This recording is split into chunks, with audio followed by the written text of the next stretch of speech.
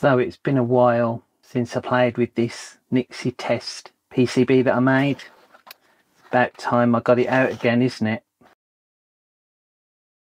So it's been so long I can't actually remember what I last showed you about these. I mean, if only I'd got this thing where I recorded what I did that I could watch. But one of the most latest things I did was change this board yet again to use some of these test sockets which I bought from my supplier in Ukraine. And really this is as far as I got, isn't it? Because I mean, where was I? I was basically doing this.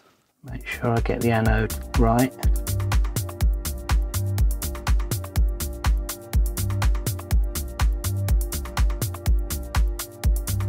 And I hope if I touch that now, yeah. So I'd got that far, and then I ran my negative terminal up and down there to see what was going on the tube. Okay, but this is all a bit dangerous, isn't it? And if you remember on one of the videos, I actually shorted out one of my power supplies, so let's do this a bit better. Alright, so a while ago I bought this, and this wasn't in it, but I bought this as well, a little wafer switch. You used to be able to buy these from Maplin when Maplin were open. I think I got this from eBay somewhere. But it's a way that if you click round, it connects lots of different connections up, which just happen to look exactly like those connections on there. So I think I'm going to try and build it in here.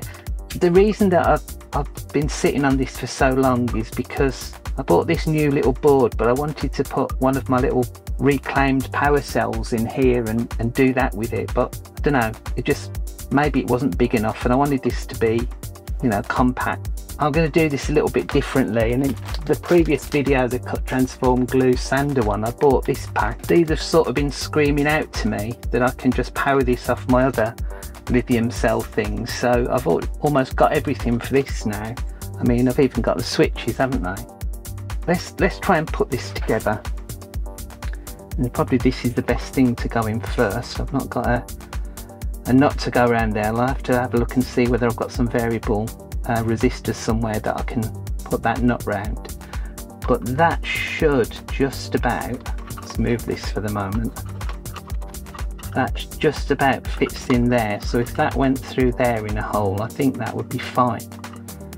So I think that's the first bit. It's got to go there like that, or maybe go at the top. Is it going to be safe in the middle? I suppose if I put that in the middle like so, this can go on one edge, yeah. The switch can go on the other, and it's enough room for that to come through without shorting, yeah. Okay, so I could put the switch on one of them, or even that at the bottom. No, I'll put that at the side, switch at the bottom, clicky switch at the top. I think that should work. Alright, so let's work out how to do this then. I mean, that thing's in the centre, I may as well drill a hole into that. I'm just going to get on with this and film it, and yeah, well, enjoy.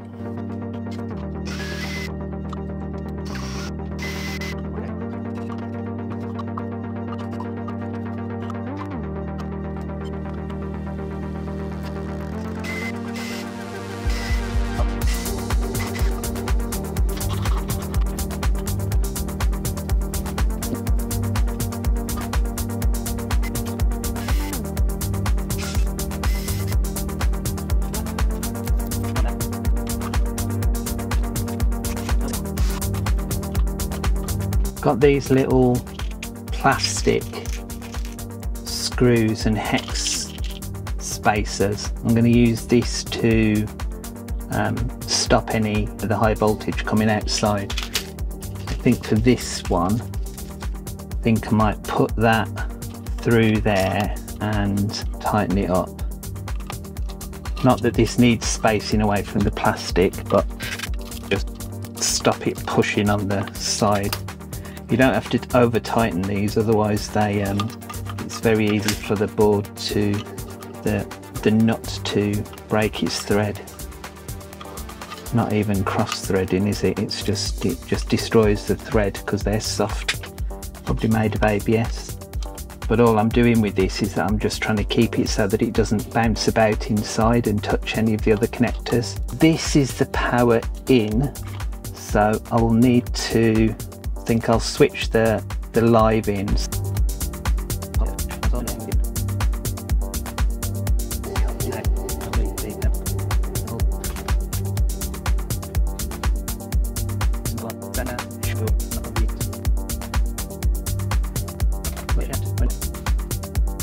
So put this one in and tighten this up.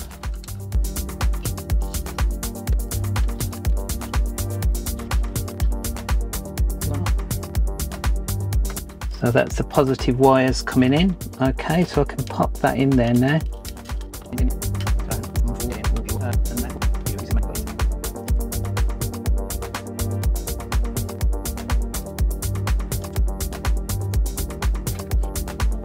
And then all of these are going to connect together, really, aren't they? Are they? No, though that output there shouldn't connect together, but these two should. So I may as well do that now. I could do it that way, or I could, like some Wago connectors, I might be able to do it with that.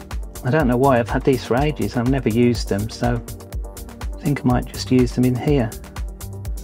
You have to pull them up, don't you, like so. Then in goes one. That's pretty tough. And then in goes the second. That's pretty tough, and I'll just slide that down there, yeah. Oh well. I mean, I've got no reason to use Wagos here, but I just thought I'd do it for a change. Okay, so if I pull this in now, this should power the board. I could try it, but I want to be careful with this, and that will still fit in there, won't it? Yeah, okay. So just about. And I actually think now, looking at it, I might need to just cover this with something just to protect it. That should do. I'll twist that round a little bit, and then that should keep all the wires slightly under control. I'm wondering, actually, I think these, you can take them off a bit. If let's try and undo that. I might make this a bit smaller, it might give me a bit more room. Yeah, I think you can. So take that and that out. Then I can use this bottom one, and it's not going to be as big, and I'll have to cut these screws down, but that's okay. And then I can always use this wafer switch on something else at another point if I wanted. I could take the whole thing out. I did have some of these in stock, but it wasn't 12 way, it was only 2 or 3 way. I wonder if I can just snip these. No, I'm going to saw them. One moment. Okay, bit of a shame, but I'll put that with my other one, and you never know, I might be able to use it again. So the complicated bit is I'm going to have to solder loads of wires onto this. So I'm going to use the ribbon wires for that. Let's just finish the hardware then first. So the board's going to go on here, and I'm going to use the standoffs again, and I'm going to just need 2 here. So one's going to be there and one's going to be there. As simple as that. So let's drill those 2.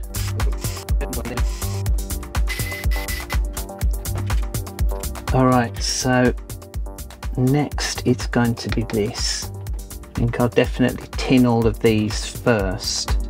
Yeah.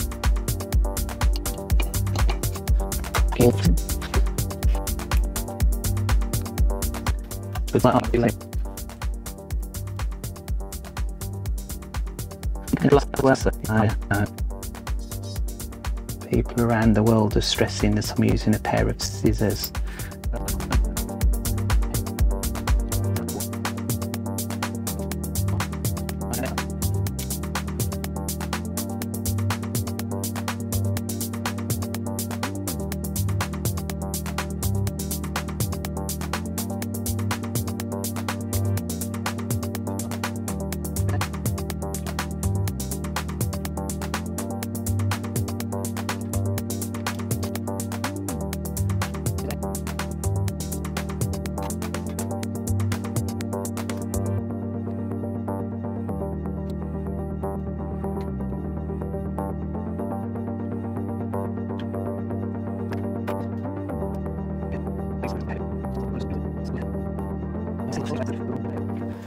I mention this every single time I use this ribbon cable, how rubbish it is, and I still insist on using it, don't I? I'm sort of making my own burden to bear here. Alright, so then the final one is the black one, and that final one is going to be this that I need to solder on. So let's do that now and get that over with. Hopefully these wires won't be as bad. So on you go there, mate. Imagine how much better copper wire is than copper coated aluminium wire. That should be it. So that's going to go in there, and then everything else is going to come out the center hole. So let's put this back on. Somewhere I had some screws for this, but they've long ago vanished into the ether. But yeah, looking good. Let's find a see if I can find something for that. These will fit. They're off a similar thing, another one I had.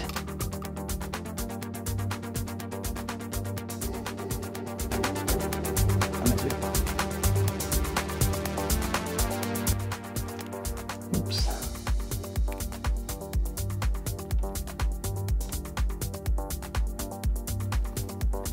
So let's just put some juicy solder on this bit here. That worked nicely. And if I put a blob on this side as well for the red, and I think what I'm going to do is I'll solder the red on, and then I'll connect this up and then solder the rest from the top. It probably will work. I think I am going to need a bit more space, so I've got some of these. So let's not do it that way. Let's undo these. Those and the red ones fall through. I'll have to find out what I did with the screws for these at another time. So I can solder the red onto there.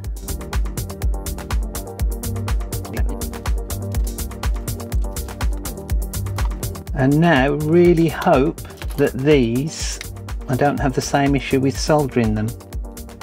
Definitely going to fast forward this for you, because this is going to be tedious if it's anything like the other one.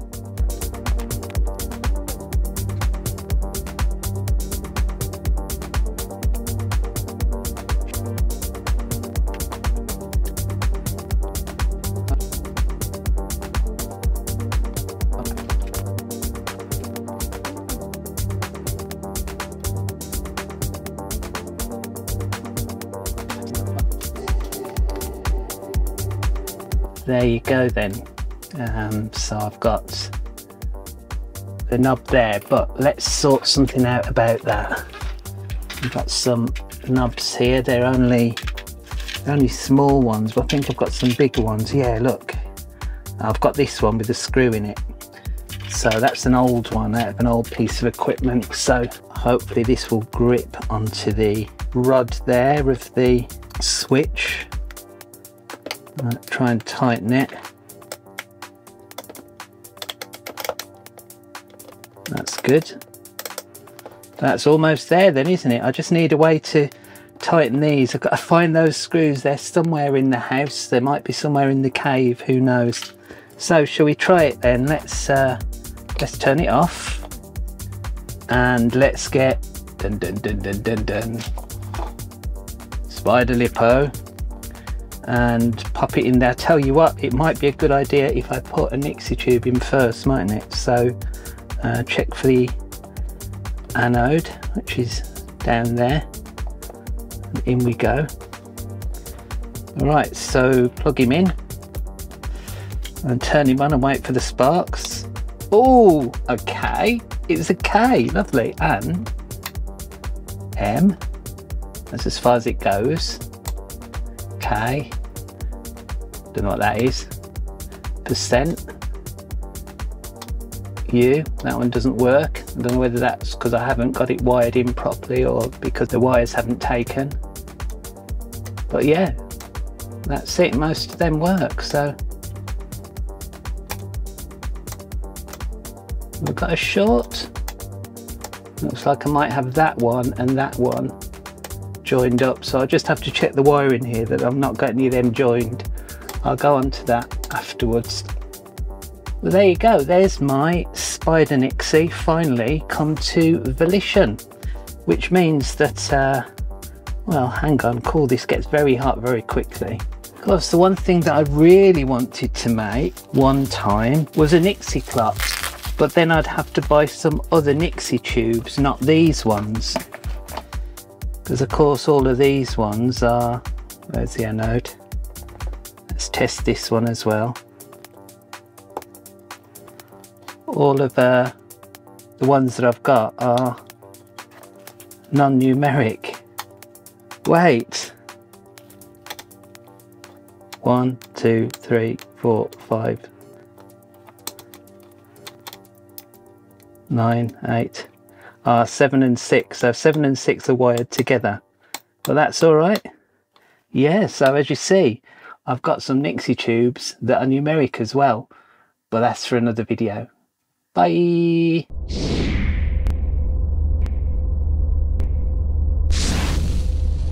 Just pop a bit of flux on.